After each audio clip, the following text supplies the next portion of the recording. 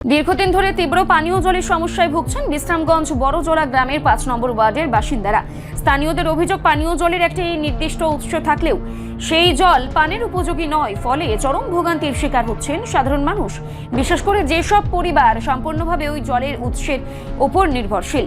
এলাকাবাসীদের অভিযোগ, বহুবার সংশ্লিষ্ট দপ্তরে বিষয়টি জানানো হলেও এখনো পর্যন্ত স্থায়ী কোনো সমাধান মেলেনি।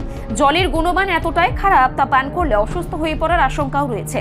ফলে বাধ্য হয়ে প্রতিবেশীদের বাড়ি থেকে জল সংগ্রহ করে দৈনন্দিন চাহিদা পূরণ করতে হচ্ছে। কিন্তু প্রতিদিন এভাবে অন্যের উপর নির্ভর করে চলা অত্যন্ত কঠিন হয়ে পড়ছে বলেই জানান বাসিন্দারা।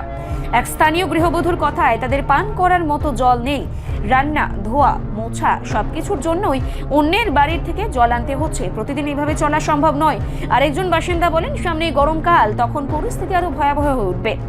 এখন যদি ব্যবস্থা না নেওয়া হয় তাহলে বড় সমস্যা পড়ার আশঙ্কা রয়েছে।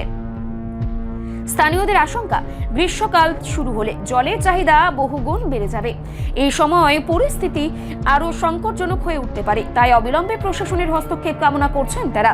এলাকায় পরিশ্রুত পানীয় জলের স্থায়ী ব্যবস্থা গ্রহণ, নতুন টিউবওয়েল বসানো অথবা বিকল্প জলের সংযোগ দেওয়ার দাবিও উঠেছে। তবে এলাকাবাসীর দাবি, দ্রুত পদক্ষেপ না নিলে তারা বৃহত্তর আন্দোলনের পথেও হাঁটতে বাধ্য হবেন।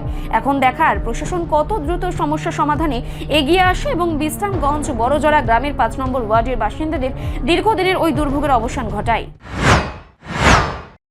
জলের সমস্যা, কোনো অনুষ্ঠান লাগলেও একটা জল টল আমরা এদিকে জায়গায় যা জলানো লাগে। মানুষও জল আনতাম গেলে অনেক রকমের কথা কয়, তোমরা এদিকে জল নাই কিরে, জল পায় না কিরে তোমরা, এরকমভাবে জলের একটা যে কোনো একটা ব্যবস্থা করার ইয়ে করেন আমরা স্যার।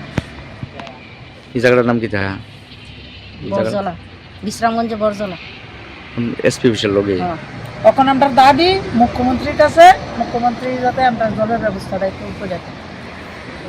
আমরা প্রচন্ড জলের কষ্ট আছি। নাম কি আপনার? আমার নাম পারভিন বেগম। আপনার নাম?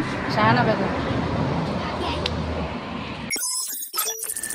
রিপোর্ট সংবাদ প্রতীক্ষা।